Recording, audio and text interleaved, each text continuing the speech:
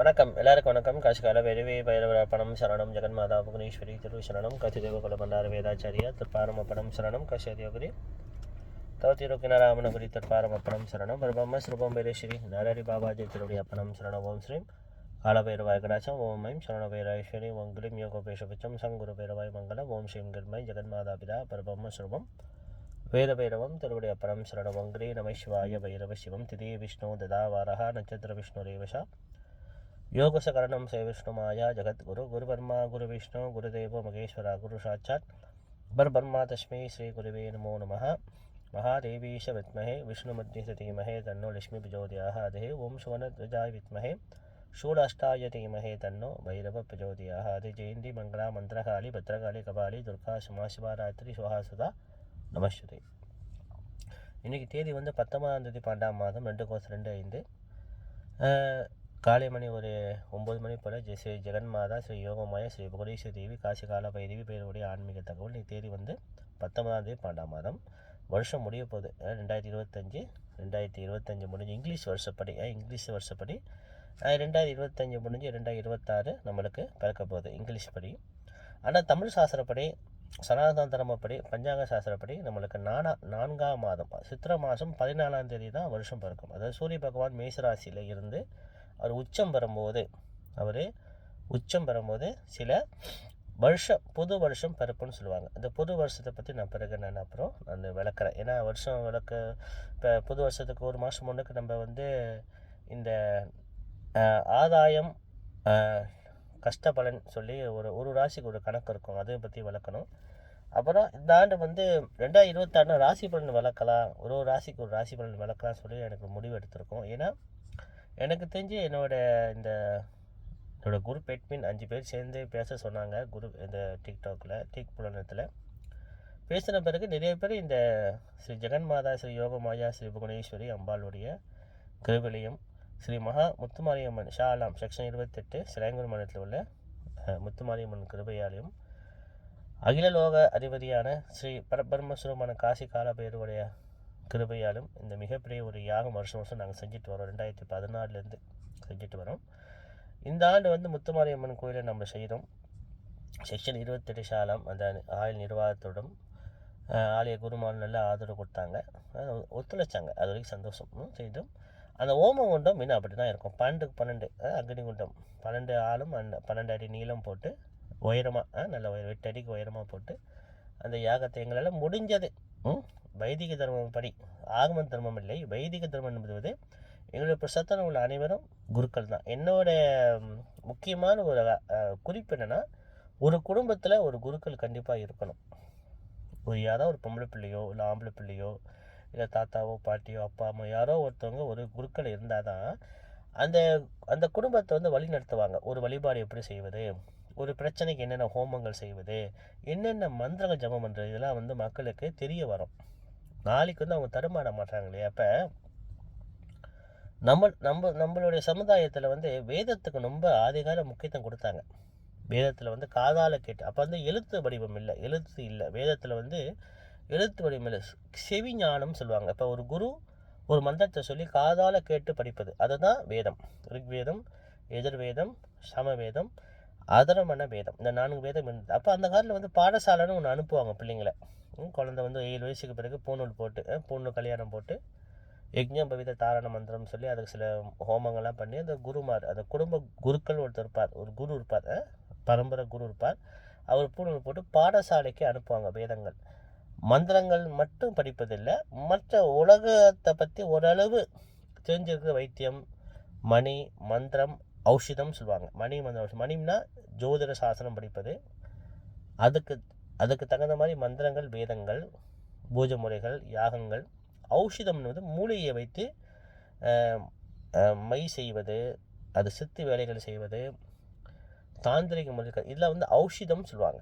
ஒரு மூலிகை என்னென்ன குணப்படுத்துவது, இதெல்லாம் வந்து அந்த காலத்தில் பாடங்கள் இருந்தது. வருங்காலத்தில் அப்படியே அது குறைஞ்சி போச்சு. ஆனால் இந்த விஷயத்தை வந்து மற்ற மதத்துக்காரங்க, நம்மளோட இந்து சனாதன தர்மத்தில் உள்ள இந்துக்களை விட மற்ற மதத்துக்காரங்க இதை வந்து ஆர்வம் காட்டி இதை கற்றுக்குறாங்க. இப்போ நான் காசிக்கு போகும்போது அவங்க தமிழகம் கொஞ்சம் குறைவாக தான் இருக்காங்க. ஆனால் வெள்ளைக்காரங்க நிறைய அகூரியாக இருக்காங்க. அகோரி என்பது வந்து தன் தேகத்தை இறைவனுக்கு அர்ப்பணம் பண்ணுறது. அது வந்து ஒரு பணம். அகோரின்னு என்ன அர்த்தம்? செத்துட்டாங்கன்னு அர்த்தம். அவங்க உலக பண்பாட்டில் இல்லாதவங்க, உலக வாழ்க்கையில் இல்லாதவங்க தான் அகோரிகள். அவங்க வந்து ஏற்கனவே இறந்துட்டாங்கன்னு அர்த்தம். அவங்க காலபைரவ கிருபையாலும் காலபைரவ ஆசீர்வாதத்தோடும் அவங்க பூமியில் வாழ்கிறாங்கன்னு அர்த்தம். அவங்க எப்போ வேணால் மரணத்தை ஏற்றுக்குவாங்க. மரணம் எப்போ அவங்களுக்கு வரணும் நினைக்கிறாங்களோ அப்போ தான் அது வரும். அது ஜீவ சமாதி சொல்லுவாங்க இல்லையா, உயிரோடு உட்காந்து அந்த ஆத்மா வந்து இந்த உச்சந்தலையில் தனிஞ்சன வாயுன்னு ஒரு வாயு, 12 வாயு இருக்குது காற்று. அதை வந்து இந்த உச்சந்தலேருந்து வெளியாடுப்பது வந்து தனிஞ்சன வாயுன்னு சொல்லுவாங்க. அப்போ இந்த வேதங்கள் மந்திரங்கள் நம்ம கண்டிப்பாக கற்றுக்கணும். இப்போ பாருங்கள், நாங்கள் மிகப்பெரிய எங்களால் முடிஞ்ச வரைக்கும் நாங்கள் எங்களை பிரசத்தோடு செய்தோம். அந்த அக்னி கொண்டு இன்னும் அக்னி இருக்கும், சூடு இருக்கும். அங்கே அந்த வைப்ரேஷன் கண்டிப்பாக இருக்கும். அந்த தெய்வ சக்திக்கு நடமாட்டம் இருக்கும். காலபேர் இருந்த தெய்வ நடமாட்டம் கண்டிப்பாக அங்கே இருக்கும். இதை கேட்டுக்கிற இந்த புலனத்தில் என்னோடய புலனத்தில் உள்ள அத்தனை நண்பர்களுக்கும் சந்தோஷம் தான். பரவாயில்ல, இவ்வளோ பேர் கேட்டு பாதி பேர் ரொம்ப பேர் வந்தாங்க அந்த ஹோமத்துக்கு. அது பெரிய விஷயம். நானே எதிர்பார்க்குறேன். நாங்கள் வந்து எங்களோட பிரசத்தம் தான் செய்வோம் நாங்கள் நினச்சோம். ஆனால் பார்த்தா அந்த கேள்விப்பட்டு எல்லாரும் ஃபோன் பண்ணி குரூப் அட்மின்ட்டு கால் பண்ணி எவ்வளோ தட்சணை கட்டணும், என்னென்ன கொண்டு வரணும். தமிழில் ஒரு விஷயத்தில் நான் பாராட்டணும். நம்பிக்கை அதிகம். வழிபாடு தானே அவங்களுக்கு தெரியாது சில பேர்த்துக்கு. ஆனால் நம்பிக்கையும் பக்தி அதிகம். நம்ம இது நான் சொல்ல மற்ற மதத்துக்கானே சொல்கிறாங்க. தமிழவங்க வந்து நம்பிக்கையும் பக்தியும் அதிகம். அதே மாதிரி ஆணுங்களை விட தப்பாக வச்சுக்காதீங்க, ஆணுங்களை விட பெண்களுக்கு கொஞ்சம் பக்தி அதிகமாக தான் இருக்குது. என்னோட ஆராய்ச்சி அது. மற்றவங்க நான் தப்பாக சொல்ல. ஏன்னா ஆணுங்களுக்கு பல குடும்ப வேலை இருக்கும். அவங்களால வந்து ஒரு பொறுப்பாக உட்காந்து ஒரு பூஜையோ ஒரு ஜபம் பண்ண முடியாது. வேலைக்கு ஓடணும் வரணும். முக்கால்வாசி 75% பெண்கள் வீட்டில் இருப்பதால் அவங்க இந்த மந்திர ஜபங்கள் பண்ணி குடும்ப நலனுக்காக செய்வது, பூஜை செய்வது, மந்திர ஜபம் பண்ணுவது ரொம்ப விசேஷமாக இருக்குது. ரொம்ப சந்தோஷம். அப்போ என்ன செய்யுங்க, அந்த யாகங்கள் இன்னும் முடியல, யாகங்கள் இன்னும் அக்னி இறங்கலை. இப்போ கண்டிப்பாக அந்த சாம்பல் தான் ஹோம பிரசாதம். அந்த சாம்பல் தான் ஹோம பிரசாதம். அப்போ அந்த ஹோம பிரசாதத்தை கண்டிப்பாக எல்லோரும் எடுத்து கொடுப்பாங்க. இந்த அக்னி கொஞ்சம் இறங்கின பிறகு அந்த ஹோம சாம்பல் எடுத்து 2 பட்டணம் கட்டி வீட்டு முன்னுக்கும் பின்னாடி வைக்கணும். அந்த செங்கக்கல் எடுத்துருப்பாங்க. ஏன்னா எனக்கு தெரிஞ்சு சத்தியமாக ஒரு உண்மையான ஒரு சம்பவத்தை சொல்கிறேன். ஒரு அன்பர் வந்து வயசான, அவர் வந்து தெய்வ நம்பிக்கை இல்லாதவர், ஒரு தாத்தா, ஒரு வயசான தாத்தா, 70 வயசு இருக்கும் அவருக்கு. அவர் வந்து பார்ட் டைமாக சுடுகாட்டில் போய் ஜாக பார்ப்பார், சின்ன சுடுகாட்டில் போய்ட்டு. ஆனால் அவங்க மனைவி ரொம்ப நம்பிக்கை.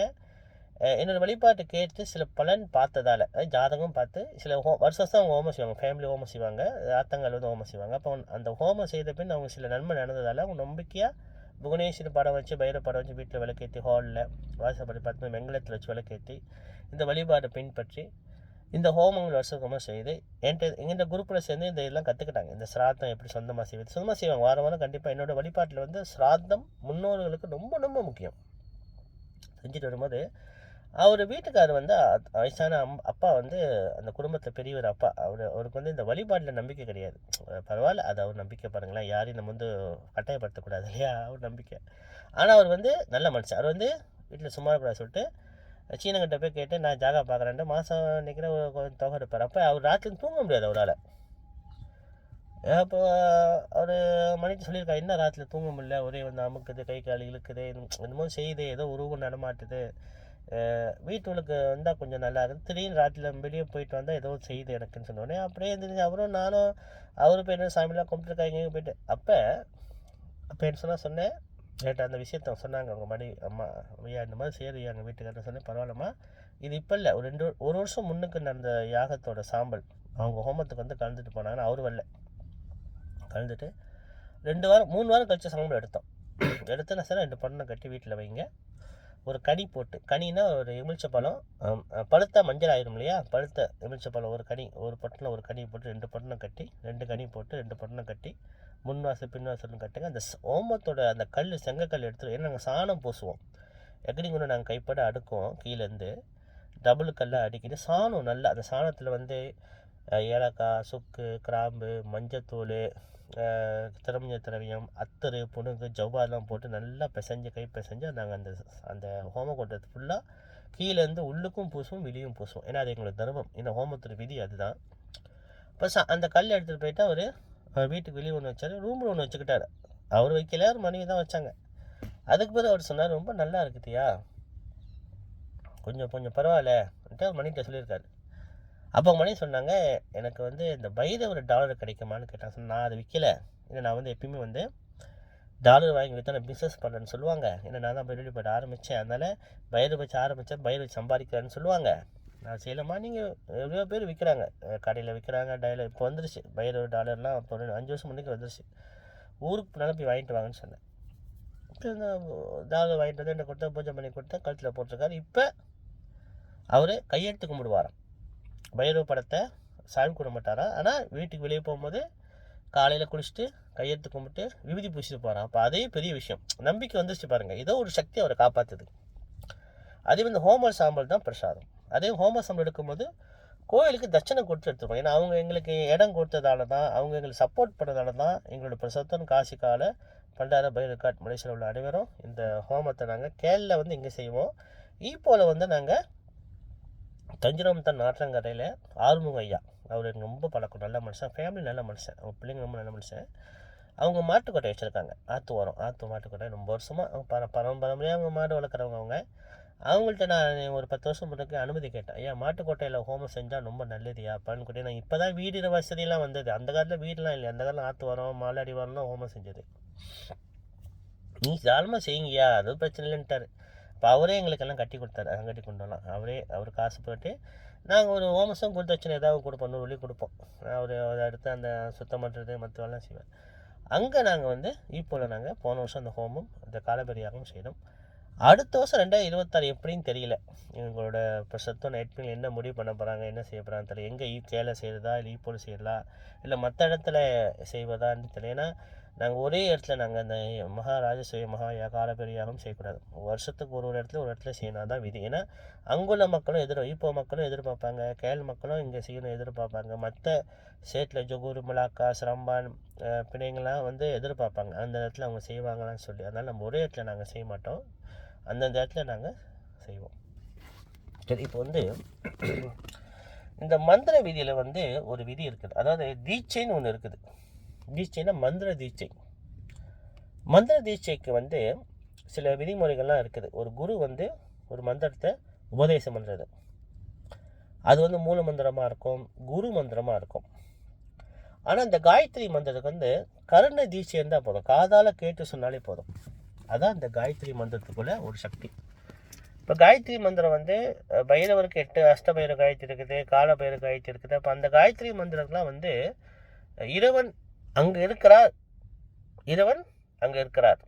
நம்ம அவர்கிட்ட வந்து வேண்டி பிரார்த்தனை நம்ம பலன் எடுத்துக்கிறோம். அதுக்கு பேர் காயத்ரி மந்திரம். காயத்ரி மந்திரம் தோஷம் இல்லை, தீட்டு இல்லை. எங்கே வேணால் எந்த இடத்துல நம்ம வந்து ஜபம் பண்ணலாம். குளிக்கும் போதும் பாத்ரூம் மட்டும் வேணாம். மற்ற டைமில் நம்ம எப்பயுமே நம்ம வந்து காயத்ரி மந்திரத்தை ஒரு காயத்ரி மந்திரத்தை கண்டிப்பாக ஜபம் பண்ணணும். அது உங்களுக்கு பிடிச்ச விநாயகர் காயத்ரி மந்திரம் இருக்கலாம், முருகன் காயத்ரியாக இருக்கலாம், விஷ்ணு பரமாத்மாவாக இருக்கலாம், பிரம்மதேவனாக இருக்கலாம், ருத்ரமூர்த்தியாக இருக்கலாம், காலவேறு காயத்ரி மந்திரமாக இருக்கலாம், காளி மாதா காயத்ரி மந்திரம் இருக்கலாம், மாரியம்மன் ஏதோ உங்களுக்கு ஒரு அம்பாலை பிடிக்கும், ஏதோ ஒரு தெய்வத்தை பிடிக்கும், ஜபம் பண்ணுங்க. அது வந்து தீட்சை தேவையில்லை. அது வந்து நீங்கள் வந்து ஒரு நாளைக்கு 108 டைம் வந்து 1008 சொல்லலாம். ஆனால் மூல மந்திரம் என்பது ஒரு மந்திரம் வந்து ஒரு சிலை வேணும், உட்காந்து ஜபம் பண்ணணும். அதுக்கு தீட்சைனா காதால் அந்த குரு அந்த மந்திரத்தை உபதேசம் பண்ணணும். தீட்சை எடுத்தவங்க வந்து கண்டிப்பாக டெய்லி 21 முறையாக மூலம் வந்து சொல்லணும். ஒரு விக்கிரங்கள் அதான் கழுத்தில் வந்து லிங்கம் மாட்டியிருப்பாங்க இந்த தீட்சை எடுத்தவங்களாம், சிவலிங்கம்.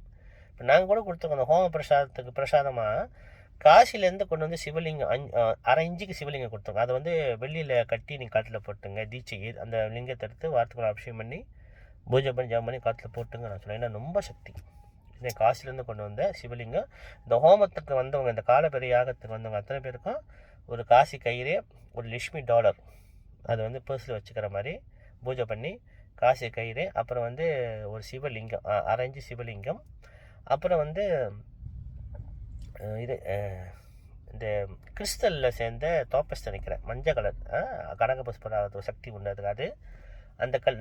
அப்புறம் வந்து ஹோமத்தோட சாம்பல் பிறகு வந்து எடுத்துக்கங்க. அதுதான் ஹோமத்தோட பிரச்சனை. அப்போ அந்த லிங்கம் வந்து காசிலேருந்து சாலிட்டாக இருக்கும், 1/2 இன்ச்சோட சாலிட். அதை வந்து என்ன செய்யலாம், நீங்கள் அதை வாங்குறதுக்கு 3 பேர் வந்தாங்க எனக்கு தெரிஞ்சு. ஏன்னா போன வருஷம் நாங்கள் அந்த காசியில் சிவலிங்கம் கொடுத்தவங்க சில பேர் அதை ஹோமத்துக்கு வந்து கலந்துக்கிறவங்க அந்த லிங்கத்தை வச்சு பூஜை பண்ணலை. ஆனால் ஹோமத்தில் கலந்துட்டு போனவங்களுடைய தாயார் வந்து அவங்க பக்திமானா ரொம்ப தெய்வ வழிபாடு செய்கிறவங்க. அவங்க வந்து சிவலிங்கத்தை பார்த்தோன்னே அவங்க பார்த்ததில்ல. காசிலேருந்து கொண்டு வந்து சிவலிங்கம் சொன்னோடனே சரி எனக்கு இது கொடுன்னு கேட்டிருக்காங்க. அவங்க சரி குடும்பம் நீ எடுத்துக்க மாட்டு கொடுத்துட்டாங்க. அவங்க அதை வச்சு அபிஷேகம் பண்ணி ஜபம் பூஜை பண்ணி அவங்களுக்கு நல்ல நடந்திருக்கு. ரொம்ப நான் எதுவும் சொல்ல வேணாம், ரொம்ப நல்ல நடந்தோடனே இவங்க அந்த சிவலிங்கத்தை கேட்டோடனே நீங்கள் போய் வேறு வாங்கிக்கோன்ட்டாங்க அவங்க அம்மா. அந்த சிவலிங்கத்தை வாங்கிறதுக்காக சில பேர் கூட்டாளி, அவங்க சில பேர் இந்த ஹோமத்துக்கு வந்தாங்க. வந்து காசு கட்டி 200 வெள்ளி, ஒரு ஃபேமிலிக்கு 200 வெள்ளி காசு கட்டி. ஏன்னா நாங்கள் அன்னதானம் செய்கிறோம், சாப்பாடு போடுவோம், அதுக்கு செலவு பண்ணோம். அப்புறம் அந்த அந்த எல்லாத்துக்கும் தெரியும், ஒரு ஹோமம் செஞ்சால் எவ்வளோ செலவுன்னு உங்களுக்கு தெரியும் எல்லாத்துக்கும். சும்மா விளையாட்டு விஷயம் இல்லை, எல்லாத்துக்கும். இப்போ நான் ஃப்ரீயாக பேசுகிறேன் டிக்டாக்கில், தீவிரப்பணத்தில். மற்றவங்க ஒரு பொருள் செய்யும்போது ஃப்ரீயாக கொடுக்க மாட்டாங்களா? அது இப்போ ஹோமம் ஜாமான் ஃப்ரீயாக எப்படி வாங்குறது? ஒரு கட்டாங்கன்னா எப்படி ஃப்ரீயாக? அதுக்கு எண்ணெய்க்கு கொடுக்கணும், லோரிக்கு சேவை அடக்கணும், ஆளை வச்சு வேலை வாங்குறது, அந்த வேலைக்காரங்க சம்பளம் கொடுக்கும், எல்லாத்துக்கும் காசு கொடுத்தாலுமே தட்சணை இல்லாமல் சில பேர் செய்ய மாட்டாங்க இல்லையா?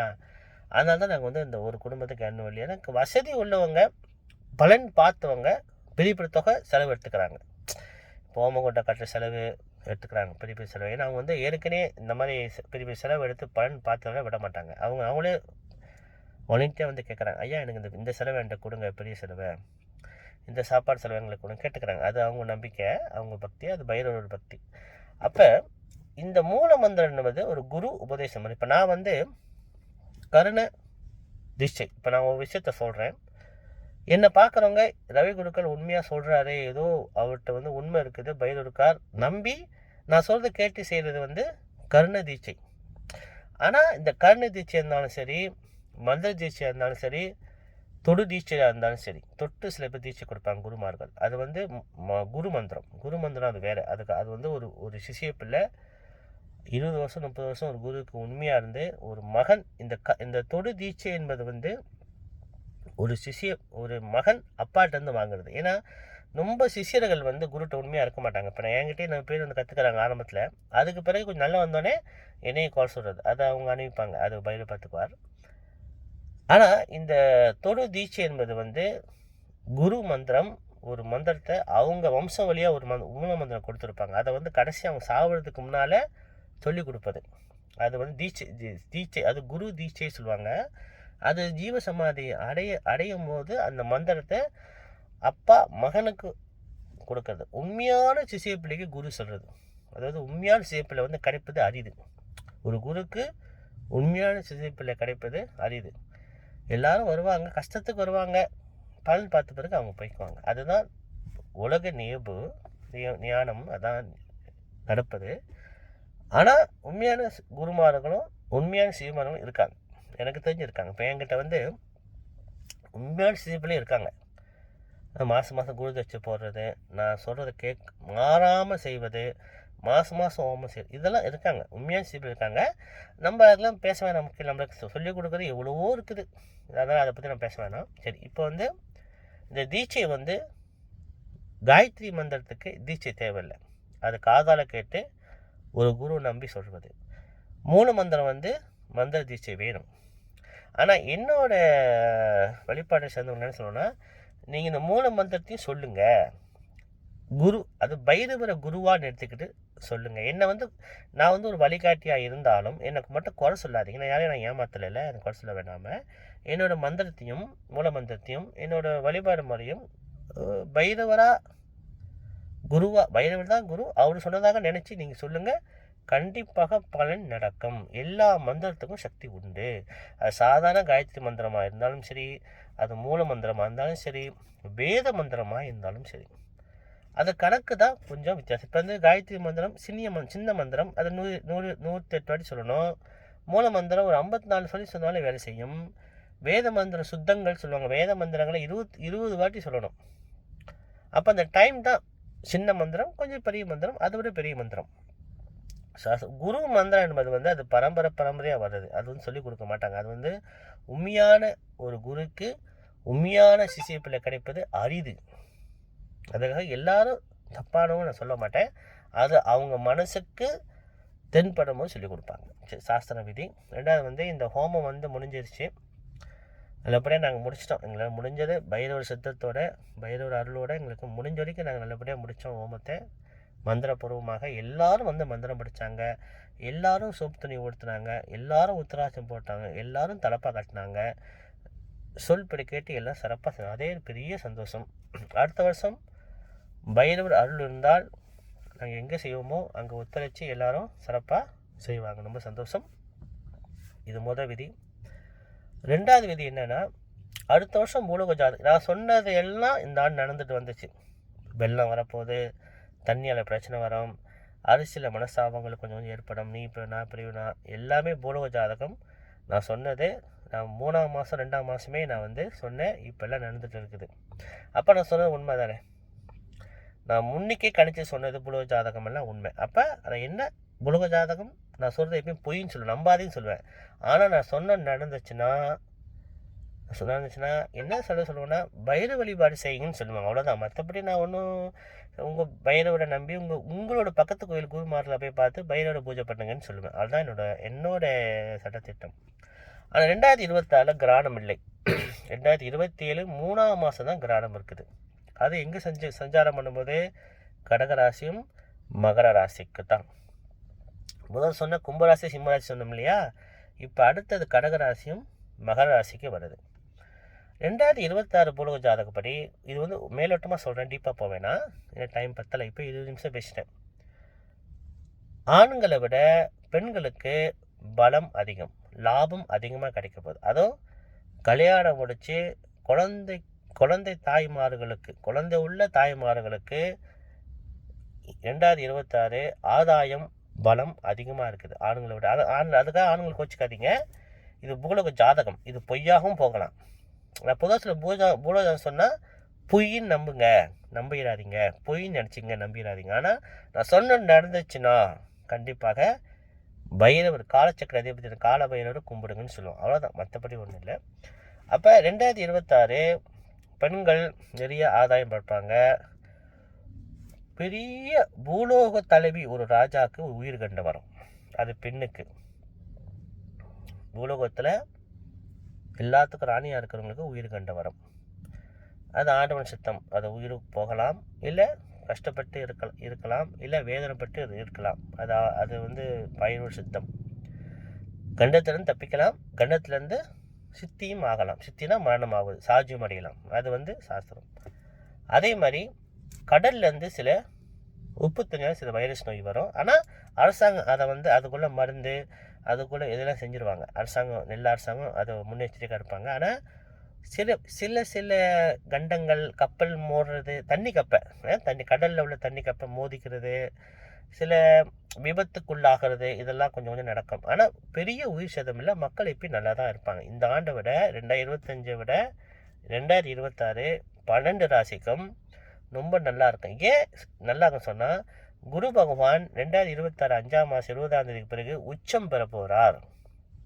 உச்சம்னா பலம் பெறார். கடகராசி அவருக்கு இஷ்டமான ராசியில் போய் அவர் பலமாக ஆக போகிறார். அப்போ பலமாக ஆகினார்னா பூலோக ஜாதகம் 12 ராசியும் நல்லா வச்சுக்குவார்.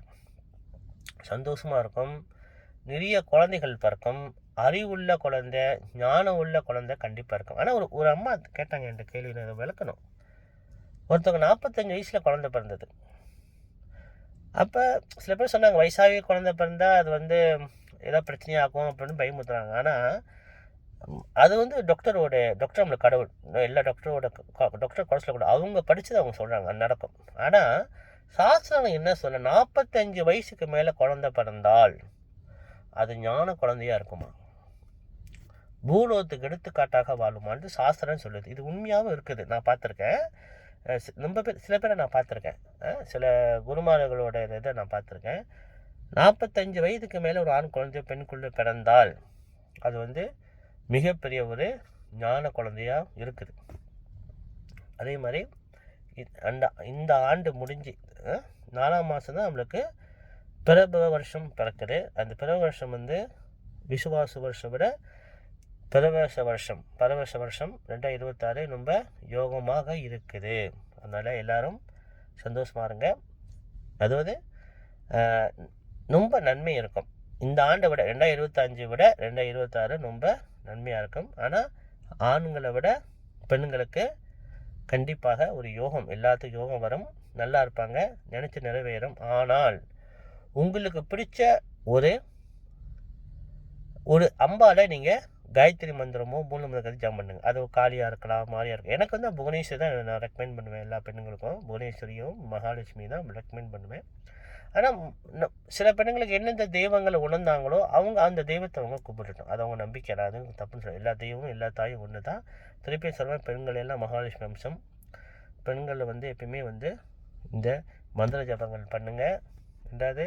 2026 பெண்களுக்கு யோகமாக இருக்குது. அதுவும் குரு உச்சம் வேறப்படுறாரு. இந்த சந்தோஷம். வீட்டுக்கு மூத்த பொம்பளை பிள்ளையும் வீட்டுக்கு கடைசி பொம்பளை பிள்ளையும் வீட்டுக்கு ஒரே பொம்பளை பிள்ளைக்கும் மிகப்பெரிய யோகம் காத்திருக்குது.